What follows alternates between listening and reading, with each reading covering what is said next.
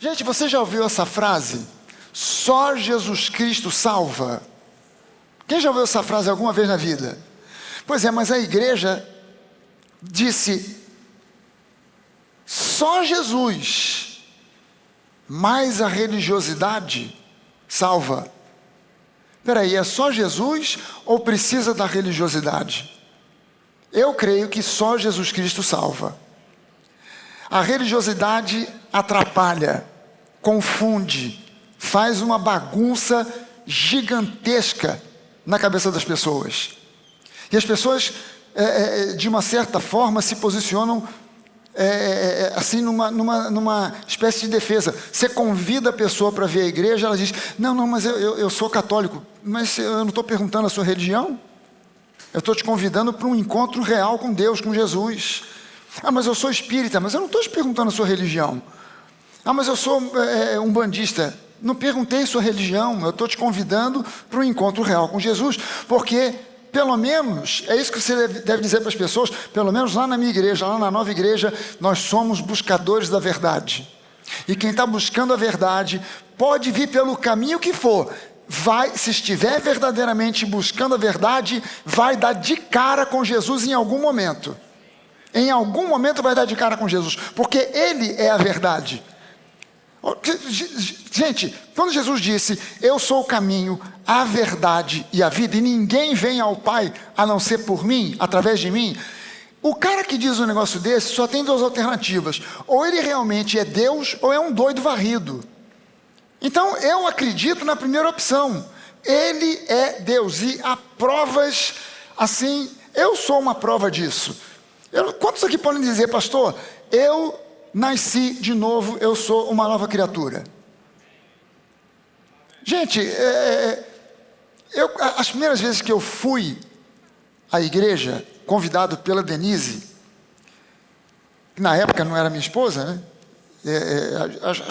Acho que quando a primeira vez que eu fui à igreja com ela, eu já estava namorando, né? Eu assisti o culto, durante o louvor, pessoal tocando, cantando, uma empolgação, e eu assim, ó, cara feio, braço cruzado, olhando aquilo.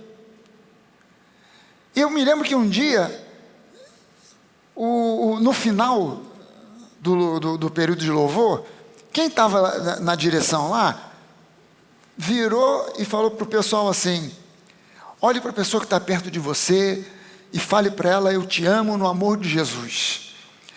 E aí eu, cético do jeito que era, olhando para aquela coisa toda, eu olhei e falei assim, agora eu quero ver se esse cara que está aqui na minha frente, porque quem estava na minha frente era um cara que era jogador de waterpolo, então aquelas costas largas, o cara desse tamanho. Falei, agora eu quero ver se esse cara vai ter a cara de pau de virar para cá e dizer na minha cara que ele me ama, em nome de Jesus.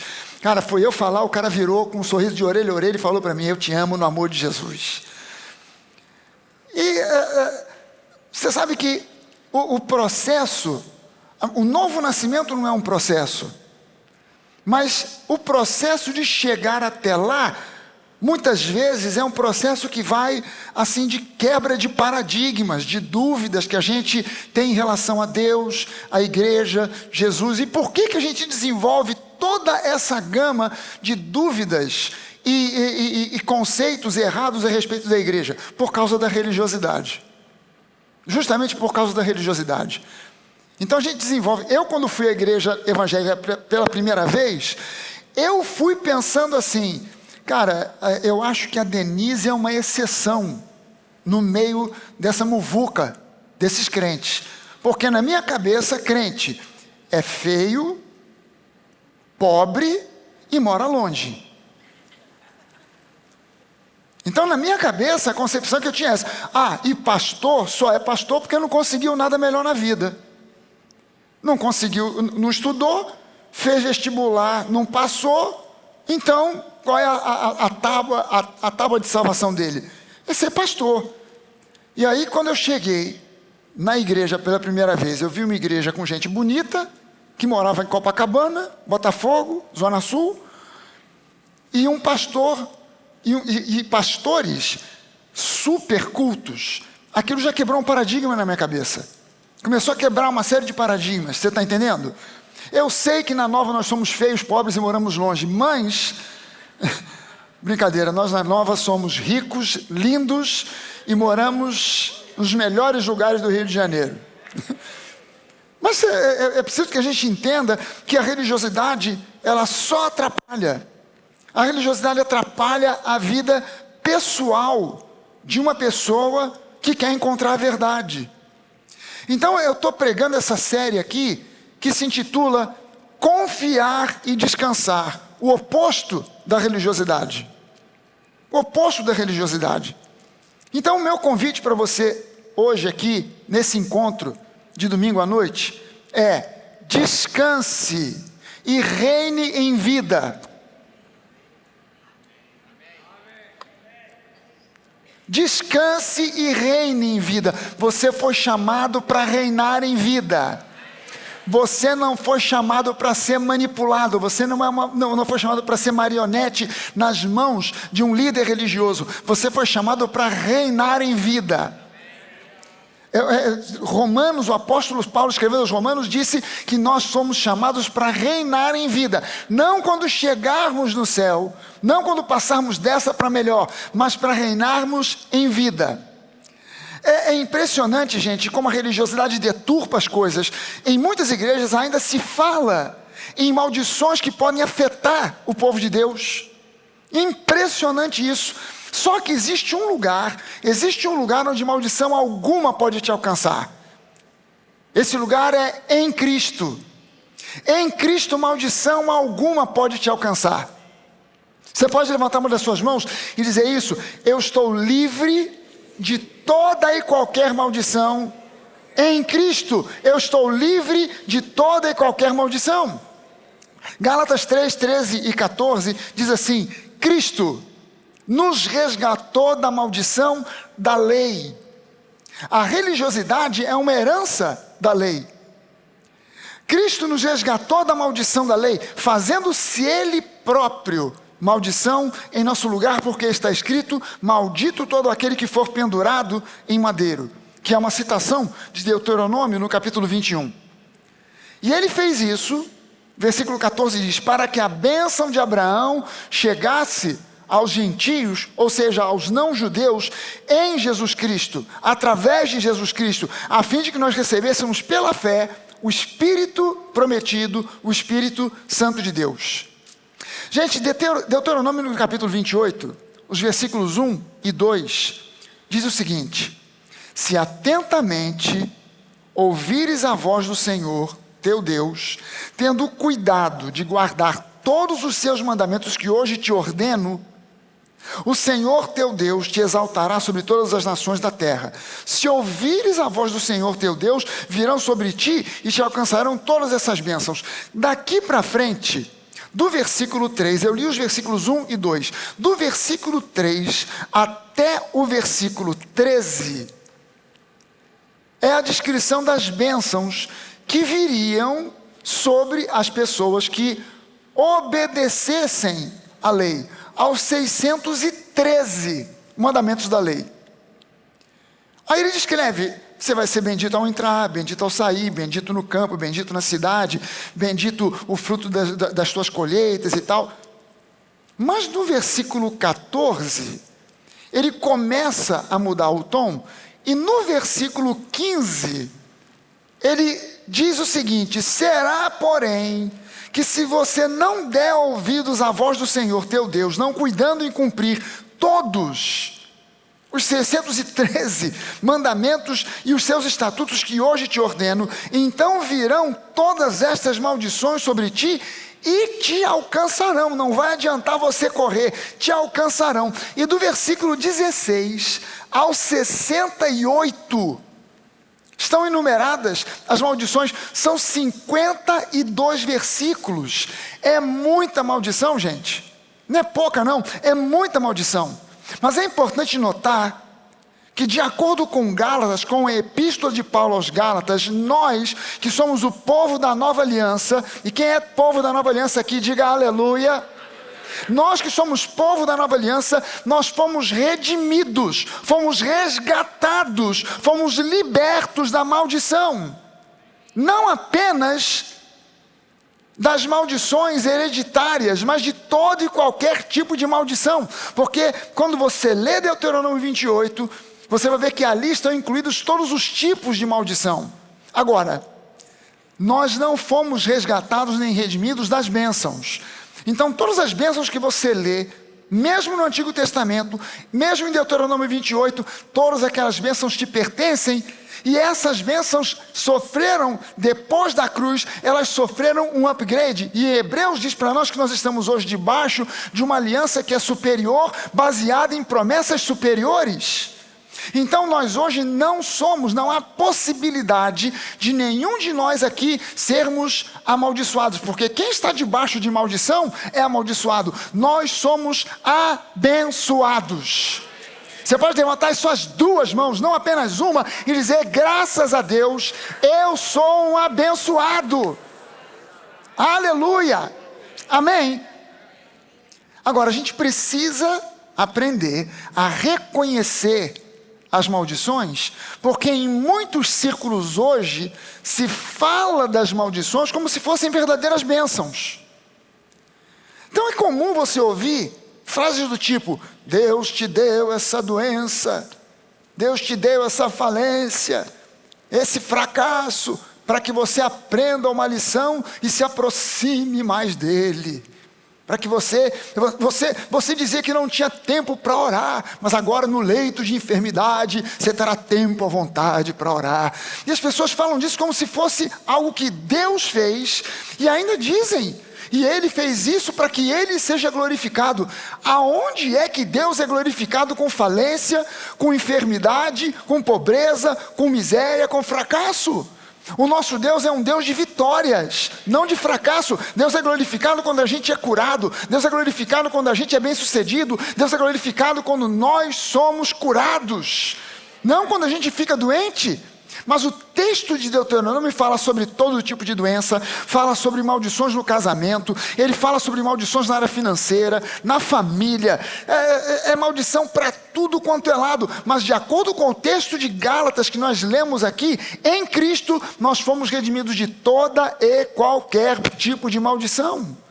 Nós somos o corpo de Cristo. Não é assim que a Bíblia se refere à igreja? O corpo de Cristo. O corpo de Cristo pode ser amaldiçoado? O corpo de Cristo não pode nunca ser amaldiçoado, é um corpo abençoado.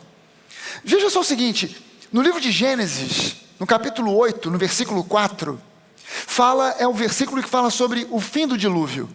E esse versículo diz que no 17º dia, no dia 17 do 7º mês, a arca de Noé repousou ou pousou sobre o monte Ararat. Não é por acaso, quando a Bíblia cita dia e mês, só faltou dar hora, né? Só faltou dar dia, mês e hora. No dia 17 do mês 7, às 19h30, só faltou isso. Mas disse dia e hora. E é interessante que nem sempre, nos eventos que a Bíblia relata, é dito exatamente o dia ou o mês, mas aqui, quando termina o dilúvio, quando a arca da aliança, a arca de Noé repousa sobre o monte Ararat, a Bíblia conta dia, mês, e fala do nome do monte aonde a arca pousou. As águas começaram a baixar e a arca encalhou, parou ali em cima daquele monte. O nome Ararat significa no hebraico: a maldição foi revertida, a maldição foi quebrada, a maldição foi cancelada. E não é por um acaso que é citado o dia 17 do mês 7, porque o dia 17 do mês 7 é exatamente o dia da ressurreição de Jesus. É o exato dia em que Jesus ressuscitou. Então, quando você vê a arca, ela é um símbolo que aponta para Jesus. Veja bem o seguinte: no mundo nós passamos por aflições. É verdade isso? Jesus disse isso. No mundo vocês passam por aflições, mas tenham bom ânimo. Bom ânimo por quê? Porque vocês estão em Cristo. Porque vocês estão nele, vocês estão na arca. Fora da arca houve dilúvio, houve morte, mas na arca havia segurança. Nós estamos em Cristo. No mundo pode haver crise, pode haver problemas, mas nós estamos em Cristo e em Cristo existe segurança. E nós estamos, não somente estamos em Cristo, mas quando a arca, ela chega no Monte Ararat, a maldição foi revertida no exato dia em que Jesus ressuscitou. Isso significa que nós fomos plenamente, completamente, totalmente redimidos de toda a maldição. Amém, gente? Deixa eu falar uma coisa aqui que o pastor Mauricinho falou ali fora no nosso pré-culto. Se você não está empolgado, animado com Jesus, mais do que as pessoas que estão sambando lá fora, nos blocos, tem alguma coisa errada com você. Você tem algum problema. Quantos aqui estão empolgados com Jesus? Amém. Aleluia. Quantos aqui estão empolgados com o carnaval? Oh, amém. Aleluia.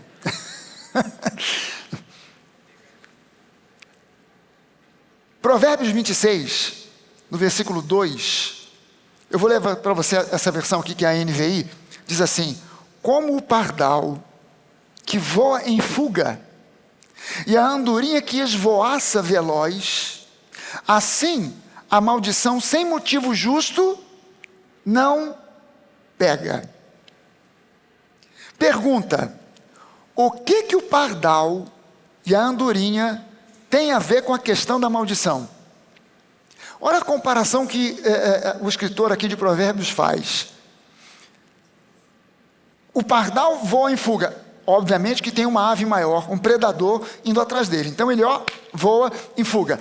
A andorinha esvoaça veloz. Ela não está esvoaçando veloz. O termo aqui dá a entender que ela está na mesma situação do pardal. Tem um predador qualquer vindo atrás dela, ela bate asa e sai voando veloz. Desse mesmo jeito ele diz: a maldição sem motivo justo, não pega. O que andorinha e pardal tem a ver com a questão da maldição? Deixa eu te dizer uma coisa. Só existem dois lugares na Bíblia, no Antigo Testamento, aonde a andorinha e o pardal estão juntos. Só duas passagens, em todo o Antigo Testamento, só tem duas passagens, onde a andorinha e o pardal aparecem juntos. É em Provérbios, nesse versículo que a gente leu aqui, de Provérbios 26, 2, e depois no Salmo 84. Agora olha só o que diz o Salmo 84 no versículo 3. O pardal, aquele pardal que saiu voado, com medo de um predador que iria alcançá-lo, o pardal encontrou casa. E a andorinha, que também saiu voada fugindo de um predador qualquer, encontrou ninho para si, onde acolha os seus filhotes. Agora o salmista coloca, agora a gente vai entender por que ele falou do pardal fugindo, da andorinha fugindo, e tendo encontrado agora um lugar de descanso. Porque ele diz agora: e eu encontrei os teus altares, Senhor dos exércitos, Rei meu e Deus meu.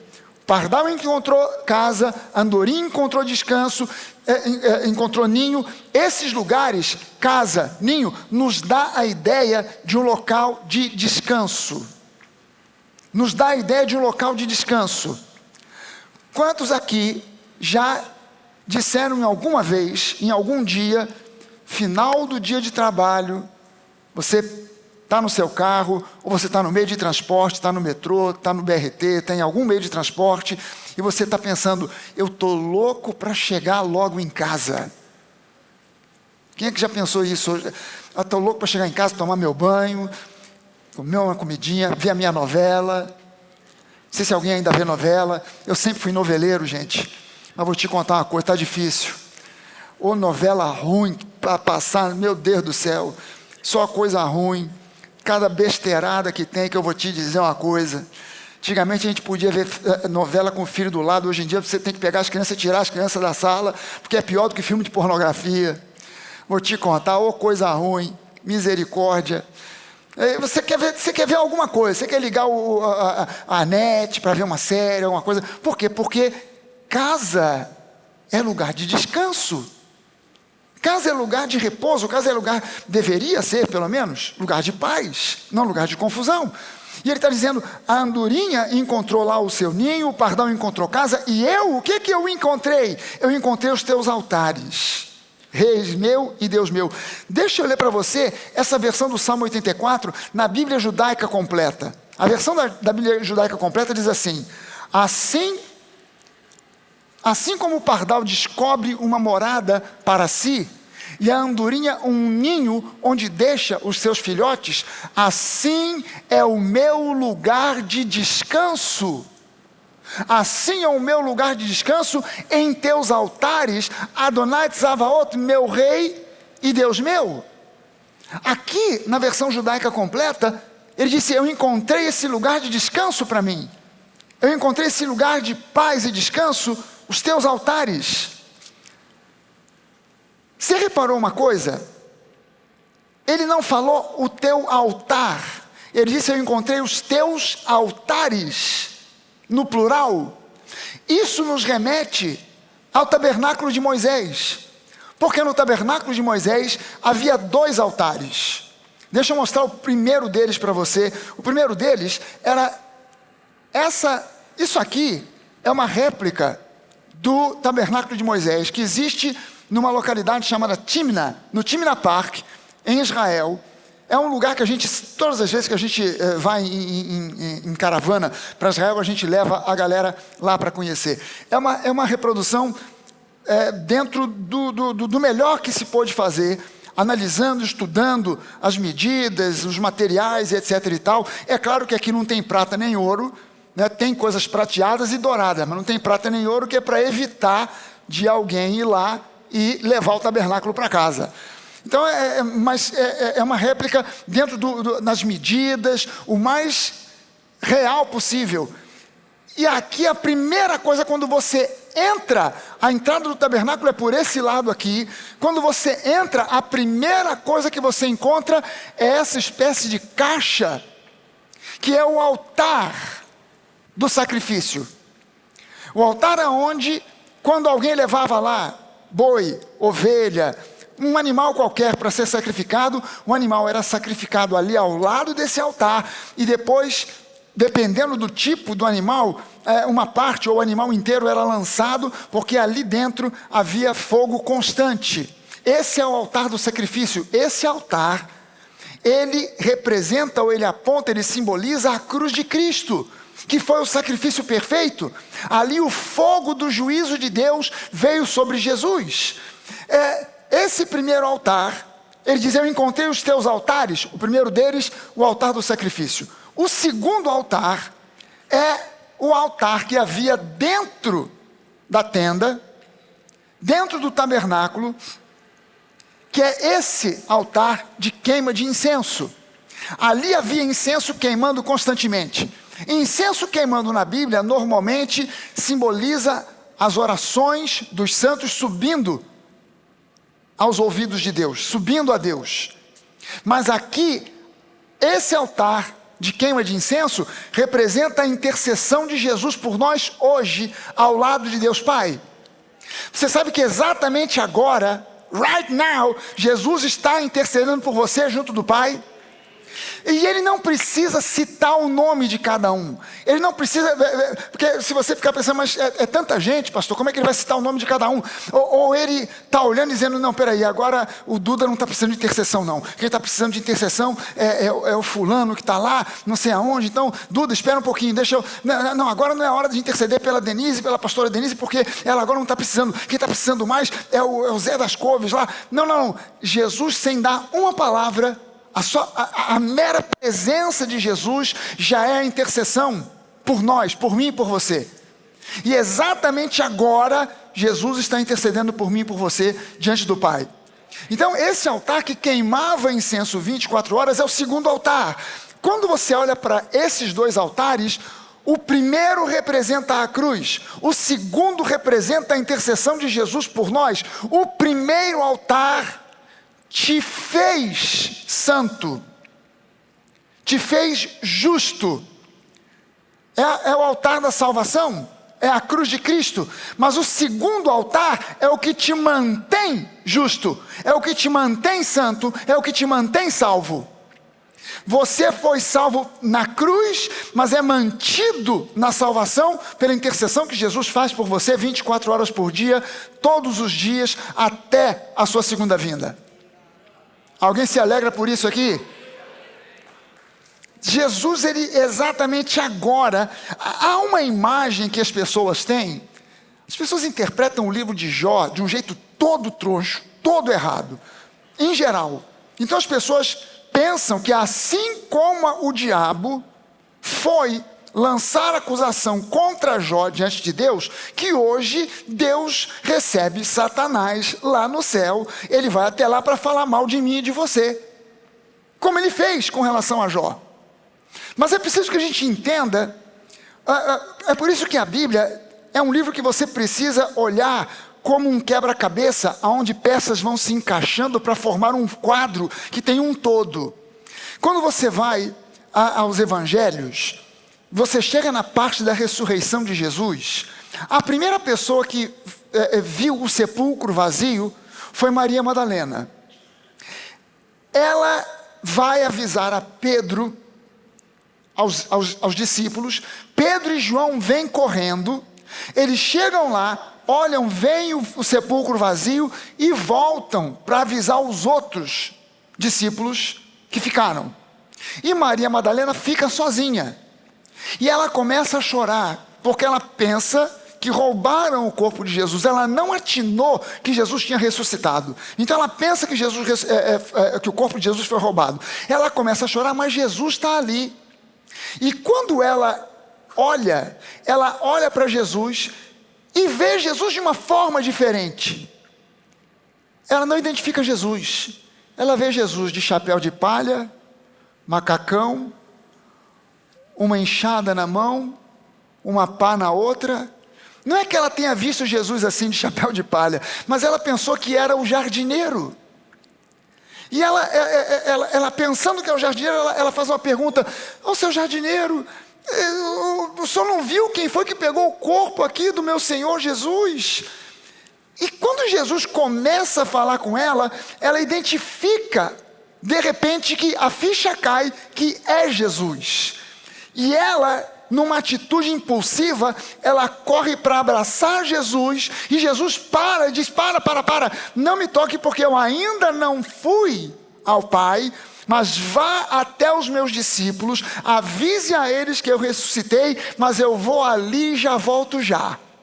Agora você vai ao livro de Hebreus, e no livro de Hebreus, a epístola de Hebreus diz que Jesus, nesse tempo em que Maria Madalena vai avisar os discípulos para voltar, Jesus faz uma visita aos céus, e a Bíblia diz em Hebreus que ele foi apresentar ao Pai o sangue do sacrifício, como o sumo sacerdote fazia quando era o dia do Yom Kippur.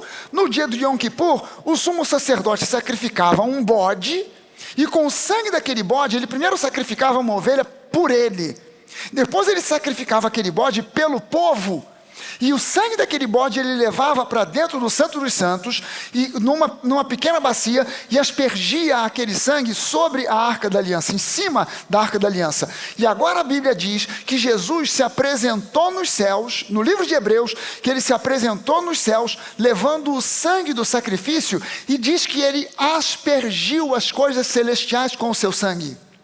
Assim como o sumo sacerdote aspergia a Arca da Aliança com o sangue do bode sacrificado, ele aspergiu todas as coisas celestiais com o seu próprio sangue. Ou seja, se até então o diabo tinha como ir à presença de Deus para lançar acusação contra mim e contra você, hoje o sangue de Jesus barrou a entrada do diabo lá, e ele não pode ir mais lá para me acusar ou acusar você.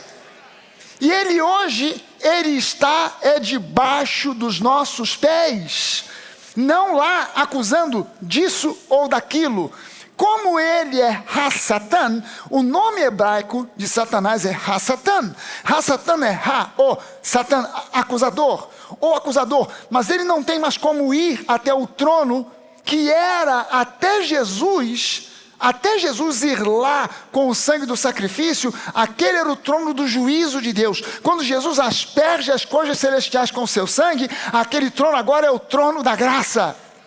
E Jesus agora, o diabo agora não tem como subir até lá para lançar acusação contra nós. Então o que ele faz? Ele lança pensamentos, dardos inflamados, para que você se convença de que você não é ninguém, não vale nada, é um pobre miserável pecador, que você não tem jeito, não tem remédio, que você é um crente hipócrita, que você não vale nada. São pensamentos que você acha que foram originados na sua cabeça, mas não foram. Foram tramados e originados no inferno e lançados como um dardo maligno para tentar causar em você desânimo, depressão, tristeza, dúvida, incredulidade, para que você duvide da sua própria salvação. Ah, não sei se eu sou salvo, se eu não sou.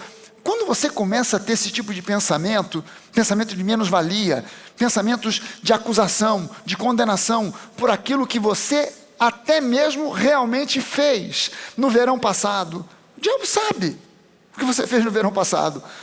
E aí, com base nessa realidade, ele não vai inventar uma coisa, é com base nessa realidade das suas falhas e erros que ele vai lançar acusação sobre você. O que nós precisamos entender é que tudo isso que ficou para trás já foi lavado pelo sangue de Jesus, e nós estamos plenamente perdoados. Não é uma desculpa para continuarmos a pecar deliberadamente, mas é uma segurança de que nós temos, de que hoje somos salvos, definitivamente salvos, e não há retrocesso nisso. Se você foi salvo, você está salvo e salvo será, e não tem como voltar atrás. Houve uma transformação. A Bíblia diz que você nasceu de novo, você é uma nova criatura. A minha velha criatura ia à igreja e ficava assim. A nova criatura não aguenta e começa, aleluia. Por quê? Porque eu nasci de novo. Amém?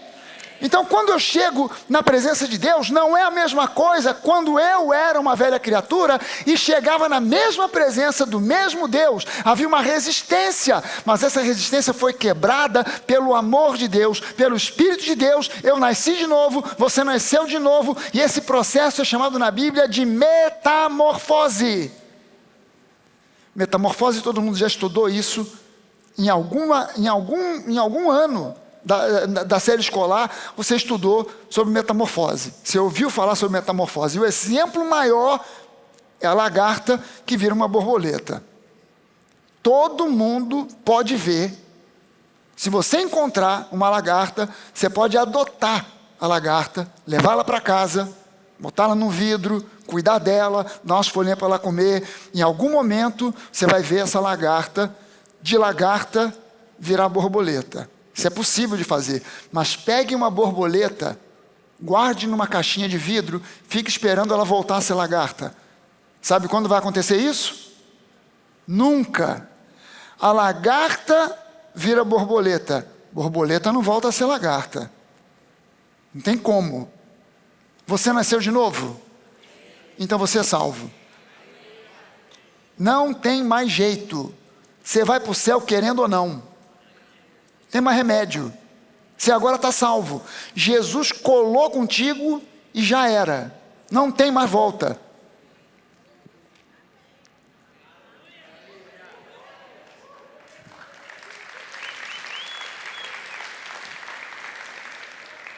Eu não sei quando é que começa o desfile da escola de samba, mas eu vou assistir só para comparar com a igreja.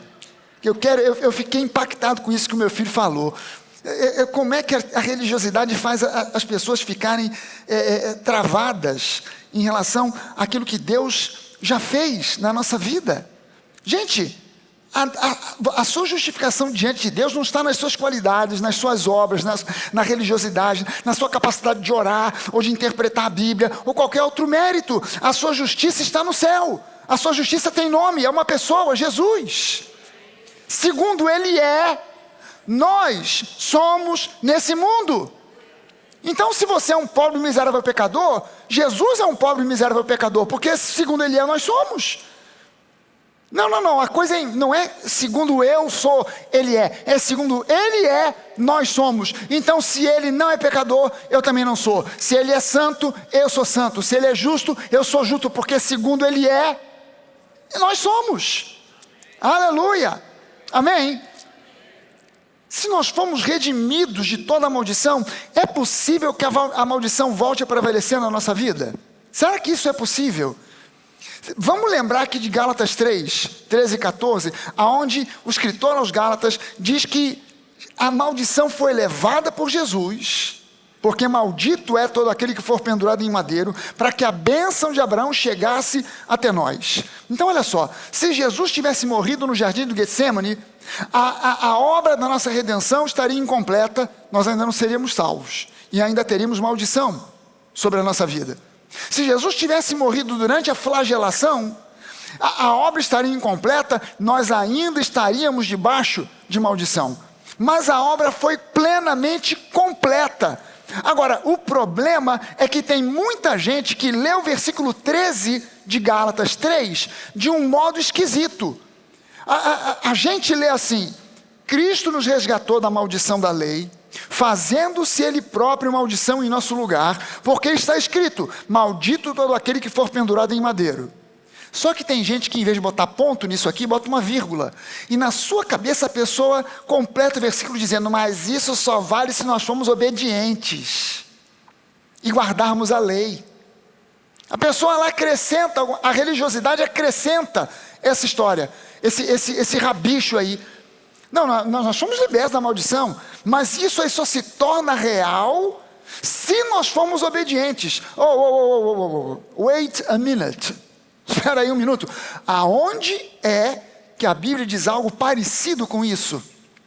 Aonde é que a Bíblia diz alguma coisa que seja sequer parecida com isso? Isso está escrito no livro de Heresias, no capítulo 4, versículo 2. Não tem lugar nenhum escrito nada parecido com isso. Na nova aliança não pode haver maldição sobre nós, simplesmente porque Jesus pagou o preço do nosso resgate da maldição. Então eu já não sou um pobre miserável pecador, eu sou justiça de Deus, eu não sou um amaldiçoado, eu sou um abençoado. Mas Ele não nos redimiu apenas da maldição. No versículo 14 diz que Ele fez isso para que nós recebêssemos a bênção de Abraão, e essa bênção chegasse até nós, a fim de que nós recebêssemos também o Espírito Santo. Quem aqui entende, se você está em Cristo, você é casa, você é templo do Espírito Santo. Isso é algo simples e básico, é básico, mas parece que tem gente que não conseguiu ainda entender. Agora olha só, presta atenção no que eu li aqui, Gálatas 3, 13 e 14, mas 4 ou 5 vezes. Agora eu vou fazer de novo essa pergunta para você: é possível que hoje um cristão esteja debaixo de maldição? Não responde, só pensa. Porque a resposta que eu vou dar para você é sim. É possível. Como? Como é que um cristão consegue a façanha de se colocar debaixo de maldição? Como? A resposta padrão que a religiosidade vai dar é através do pecado. É através do pecado. Ouça bem o seguinte: nós na Nova, nós somos contra o pecado, veementemente contra o pecado. Nós não tentamos encobrir qualquer pecado, nós chamamos o pecado de pecado, o errado de errado, o certo de certo, a gente não tampa o sol com a peneira, mas o pecado não é a razão pela qual um cristão fica debaixo de maldição hoje. Então a gente precisa de uma resposta bíblica, eu preciso de um entendimento bíblico, para entender como é que um cristão fica debaixo de maldição. Gálatas 5 dá essa resposta para nós. Gálatas 5, versículo 4. Vocês que procuram justificar-se pela lei, vocês que procuram se justificar através de obediência a ordenanças e mandamentos da lei, vocês que procuram se justificar pela lei, estão separados de Cristo, vocês caíram da graça de Deus. Vocês se separaram de Cristo. E quando você vai um pouco mais eu vou ler esse versículo aqui de novo, agora na versão King James, que é a versão que o povo de língua inglesa costuma ler. Em Gálatas 5, na King James diz assim, eu vou ler para você já a tradução: Cristo se tornou sem efeito para vocês, seja quem for que procure ser justificado pela lei, vocês decaíram da graça.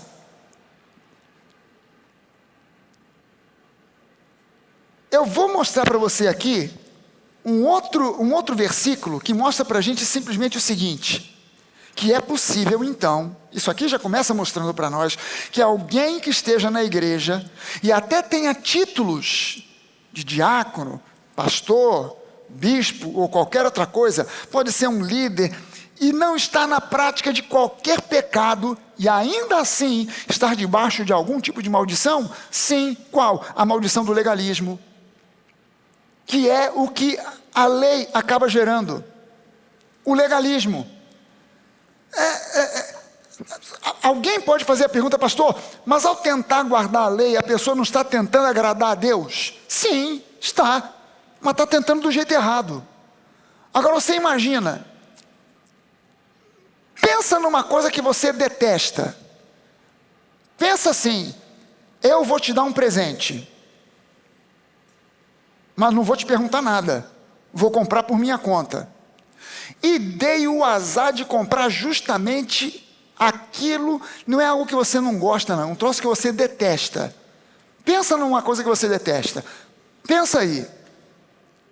Kátia, pensou? Me fala uma coisa que você deteste, que você não gostaria que eu te desse de presente. Nem sabe? A lista é grande, né? Marcelo, lembra de alguma coisa que você não gostaria de ganhar de presente? O quê? Caneca. Gente, eu comecei a fazer coleção de caneca, não tem jeito, porque eu ganho tanta, que eu vou fazendo coleção de caneca. Tem caneca do Fluminense, tem caneca de cidade, tem uma caneca com a minha cara, fizeram uma caneca com a minha cara e me deram de presente. Eu já vejo a minha cara todo dia no espelho, ainda me deram uma caneca para eu olhar e ver a minha cara tomando café. Agora pensa só, a Marcele detesta caneca, aí eu resolvo dar um presente para ela, e dou para ela justamente o quê? Uma caneca. Mas eu não fiz isso de implicância, eu fiz porque queria agradar. Quem já recebeu um presente que você abriu, você olhou e falou, meu Deus, ai, o que eu faço com essa tralha agora? Já recebeu um presente assim? Já? Mas você, o que você fez para a pessoa que te deu o presente? Obrigado. Você não botou um sorriso na cara e disse obrigado? Porque você entendia que a intenção da pessoa foi uma boa intenção, mas a intenção dela foi um tiro que saiu pela culatra, porque ela deu para você exatamente o que você detesta. A pessoa tentando agradar a Deus, obedecendo a lei, é tentar presentear a Deus com um presente que ele detesta, com algo que ele não dá bola mais, com algo que ele não está mais nem aí. É um presente que ele abre e fala, obrigado. Porque não tem mais valor nenhum para ele. Então a única maneira de agradar a Deus hoje é confiando e descansando em Cristo. É o único modo que nós temos para agradar a Deus. Então é preciso que você adote o hábito divino da confissão de fé e confessar todo dia, eu sou justiça de Deus, eu sou mais que vencedor, eu sou tudo que Deus diz que eu sou, eu tudo posso naquele que me fortalece, eu tenho todas as minhas necessidades supridas. Você está entendendo que a confissão de fé, ela é uma expressão da fé que está abrigada no nosso coração, e não somente isso, é uma ferramenta que eu tenho para encher o meu coração de uma fé que talvez eu não tenha. Então talvez eu não tenha toda a fé que eu gostaria de ter para prosperar, mas eu faço uma confissão diária que vai de encontro, bate de frente com algo que está na minha cabeça, com algo que encheu a minha cabeça. Você nasceu para ser pobre, você não vai chegar a lugar nenhum, ou você tem que estar satisfeito com o que você já tem. Fique satisfeito. Deus não é Deus de mediocridade. Vou repetir para você, Deus não é Deus de mediocridade. Não se conforme com a mediocridade, não se conforme com a derrota, Quando eu digo para você, não se conforme com a derrota, não é você olhar para a derrota e fazer pirraça, não me conformo, não é isso. Não se conformar com a derrota é você olhar para a derrota e dizer, não vou parar por causa dessa derrota, eu tenho muita coisa para aprender com esse fracasso, e eu vou em frente e não vou repetir os mesmos erros, e eu vou chegar lá. Eu vou acabar no lugar de vitória, eu vou perseverar, eu vou insistir, eu não vou desistir. Amém, gente? Nós tivemos um exemplo aqui de um rapaz, um jovem, que começou a andar com a gente aqui, ainda muito jovenzinho. Hoje ele está em Brasília, hoje ele está estudando para ser embaixador. Já é embaixador? Não, ele passou no concurso, mas está fazendo ainda o curso, né? Então vai ser. Está trabalhando nessa área como é que chama mesmo? Diplomacia. Para trabalhar é porque na minha cabeça só veio em inglês, aleluia. Brincadeira, não veio nada, foi um branco aqui. Para trabalhar na área de diplomacia. Sabe quantas vezes esse garoto fez concurso? Para poder passar? Tu lembra o número de vezes? Não quero chutar aqui, tu lembra, Duda? 7 vezes. 7 vezes. Eu tinha desistido na terceira. Não é minha praia, não é para mim, acho que Deus fechou as portas, não vai dar certo, vou deixar isso para lá. 7 vezes. Aí ele, quando ele passou, e foi uma festa, nós, a galera toda da Vibe, fez uma festa danada, a galera que hoje já está casada, tem filhos e tal, que conheceu ele na época que ele era ainda um adolescente, a galera fez uma festa danada. Cara, o Caio passou no concurso, e aliás, nunca ninguém chamou ele de Caio, tem gente até que nem sabe que o nome dele é Caio, porque ele ganhou o apelido de Tico. O Tico passou, caramba, uau, que maravilha e tal. Aí ele mandou um testemunho para mim, e ele escrevendo, ele disse, pastor, a sua palavra não me deixou desistir. Sabe, essa mentalidade de perseverar, de saber que Deus tem para mim o que é o melhor, que Deus tem para mim um caminho de vida vitoriosa, e que eu tinha certeza lá atrás que Deus tinha um plano para mim nessa área da diplomacia. Eu perseverei, levou 6 bombas, na 7ª, pumba, o cara passou. Mas ele manteve firme a confissão de fé. Ele manteve firme durante todo aquele tempo a sua confissão de fé. Então, quando você está passando por um aperto qualquer, não importa se você está sentindo isso ou aquilo, a sua confissão de fé precisa ser, eu fui curado há mais de 2.000 anos atrás na cruz do Calvário. Então eu olho para a ceia, para os elementos da ceia, e eu como daquele pedaço de pão, declarando, pelas pisaduras do Senhor Jesus, eu fui sarado. Você não, na sua cabeça pode haver dúvida, no seu coração pode haver dúvida, mas quanto mais você declara, ainda que você se sinta um mentiroso. Uma vez eu conversando com uma pessoa, eu estava começando há 30 anos atrás, estava começando a ensinar sobre confissão de fé na igreja, e essa irmã da igreja veio para mim dizendo assim, pastor, não consigo fazer esse negócio de confissão de fé, porque eu me sinto uma mentirosa. Aí eu falei para ela assim, mas continua fazendo a confissão assim mesmo. Porque a questão não é o que você sente, é óbvio que quando você está sentindo dor aqui, dor ali, tem um tumor acolá, tem um diagnóstico não sei aonde, tem um exame mostrando isso e aquilo, é lógico que na sua cabeça você está dizendo, eu estou doente, o negócio é grave e provavelmente posso até morrer desse troço. Mas na sua boca tem que haver uma confissão de fé. No seu coração pode haver até mesmo ainda uma dúvida, mas quando você começa a declarar e declarar e declarar, a palavra diz, a palavra de Deus, Jesus disse para nós, que a boca fala daquilo que está cheio o coração. Mas no livro de Provérbios nos ensina que o coração se enche daquilo que a boca fala. Então existe um ciclo virtuoso aqui. O meu coração está com dúvida, está com medo, está com insegurança, mas eu começo a declarar, as pisaduras do Senhor Jesus, eu fui sarado, e aquele gotejar da palavra no meu coração vai enchendo, vai enchendo, vai enchendo até transbordar, até chegar num ponto em que tanto na minha cabeça como no meu espírito, no meu coração, eu não estarei mais falando simplesmente de algo que eu tenho que repetir para me convencer, mas agora aquilo vem do meu coração, porque me encheu por dentro pelas pisaduras do Senhor Jesus, eu fui sarado. Isso é real em relação à prosperidade, isso é real em relação à família.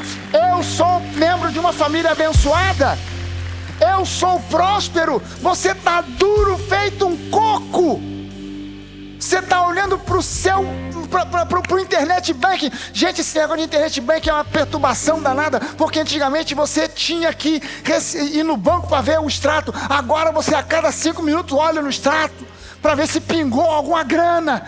Você fica ali olhando aquela bodega, sai, entra, mas você entra e você vê lá o extrato e está dizendo que você está na dívida, você está no banco, no cheque especial, mas você tem que manter firme uma confissão de fé.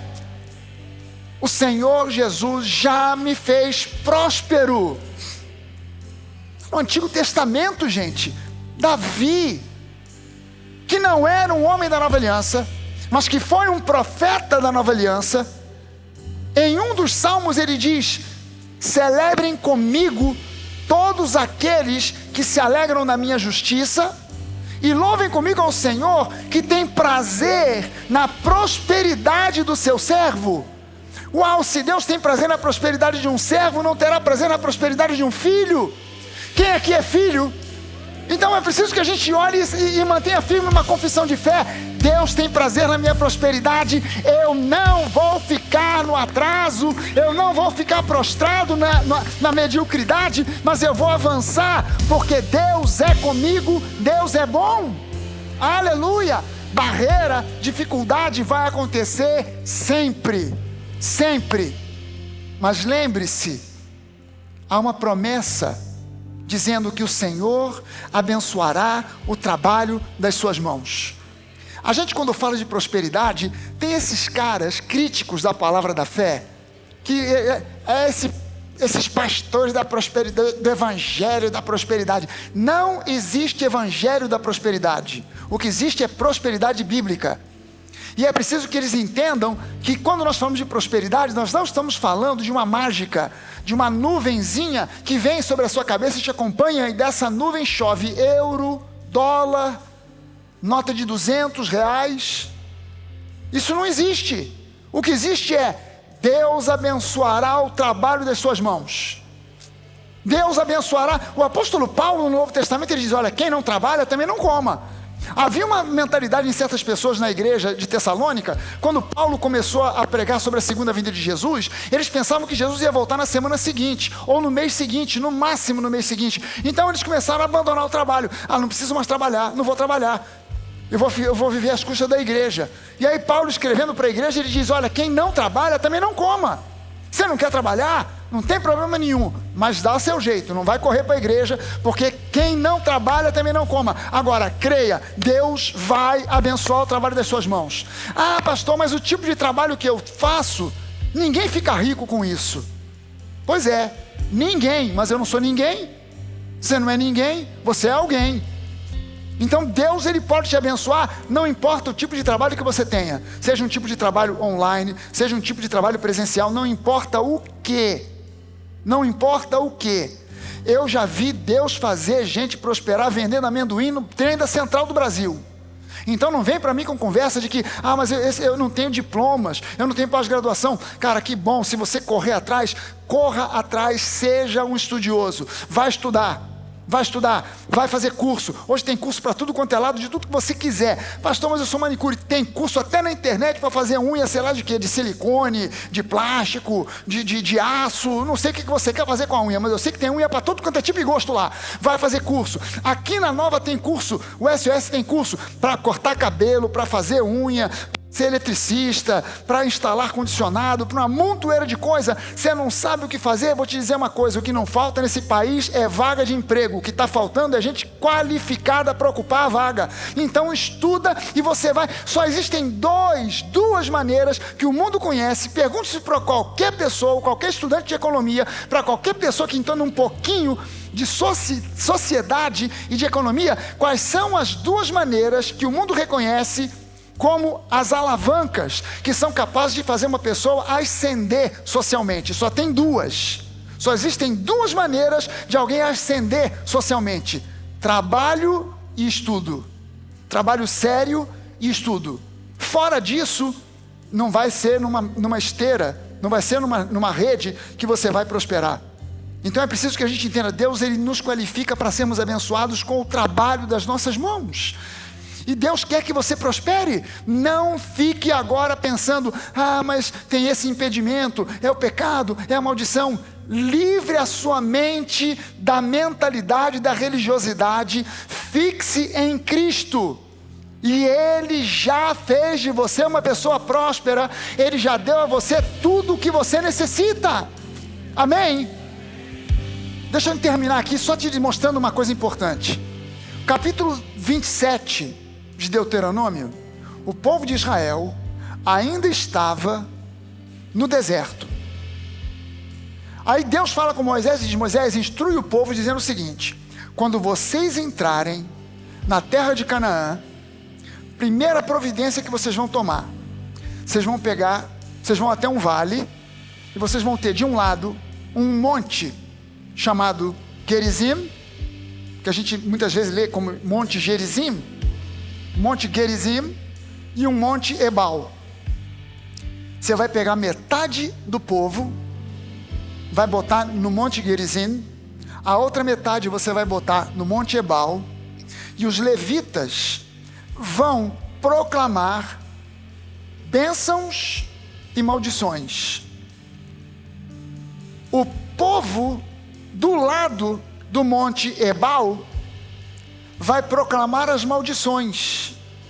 O povo do lado do Monte Gerizim vai proclamar as bênçãos. E aí você continua lendo o capítulo inteiro até o final. Ele começa pelas maldições. Maldito será se fizer assim, e o povo dirá amém. Maldito se fizer isso, e o povo amém. Maldito se fizer aquilo, e o povo amém. E até o final do capítulo, o povo dizendo amém para todas as maldições. E você fica de boca aberta, porque o capítulo acaba e ninguém pronuncia uma bênção sequer. Mas peraí, o povo do lado do Monte Ebal proclamou as maldições, mas o lado do povo do Monte Gerizim não proclamou as bênçãos. Por quê? Provavelmente, no dia quando aconteceu a coisa, proclamaram tanto bênçãos como maldições. Mas por que a Bíblia só relata as maldições e não as bênçãos? Porque aquele povo nunca conseguiria e nunca conseguiu cumprir aquilo que geraria as bênçãos. Obediência integral, completa e plena aos 613 mandamentos da lei. Como era impossível para aquele povo cumprir todos os 613 mandamentos da lei, então na Bíblia só registrou as maldições, não registrou as bênçãos. Mas quando agora chega no Novo Testamento, nós entendemos que nós não estamos no Monte Ebal, nós estamos no Monte Gerizim, o Monte das Bênçãos. Porque no Novo Testamento, as bênçãos que não foram proclamadas lá em Deuteronômio, foram todas elas proclamadas na Nova Aliança sobre nós que cremos. Amém? Aquele texto é incompleto porque o povo ficou com as maldições, nós agora ficamos com as bênçãos. E é preciso que a gente se veja não no Monte Ebal, mas no Monte Gerizim, no lugar das bênçãos. Por quê? Porque nós não somos filhos da escrava. Você lembra que quando escreve falando sobre Sara e Agar, ele diz: essas duas mulheres são na verdade esses dois montes. Sara aponta para Sião, para Nova Jerusalém, enquanto que Agar aponta para o Monte Sinai, o Monte da Lei. E nós não somos, e ele diz, Sara gera para a escravidão, o Monte Sinai gera para a escravidão, mas nós não somos filhos da escrava, a Bíblia diz, nós somos filhos da livre. Então lembre-se, quando alguém quiser convencer você de que confissão de fé é besteira, de que na verdade nós estamos sujeitos tanto a bênçãos como maldições, isso é o povo que está no Monte Ebal querendo convencer você a mudar de monte. Sai daí do monte da bênção e vem para cá junto com a gente, fica aqui junto conosco. Você de lá do Monte Gerizim tem que dizer para o monte do pessoal do Monte Ebal, fica aí, porque eu não vou aí. Se você quiser, venha de lá para cá. Eu não vou dar ouvido para a conversa que diz que aquilo que a Bíblia diz que eu sou, que a Bíblia diz que eu possuo, que a Bíblia diz que eu posso. Eu não vou dar conversa para a conversa que diz que eu não possuo, que a Bíblia diz que eu possuo, que eu não sou o que a Bíblia diz que eu sou, que eu não posso o que a Bíblia diz que eu posso. Você pode levantar uma pessoa e não dizer isso comigo? Eu sou o que a Bíblia diz que eu sou. Eu possuo o que a Bíblia diz que eu possuo. Eu posso o que a Bíblia diz que eu posso. Uau! E a Bíblia diz, tudo posso naquele que me fortalece. A Bíblia diz, eu sou mais que vencedor.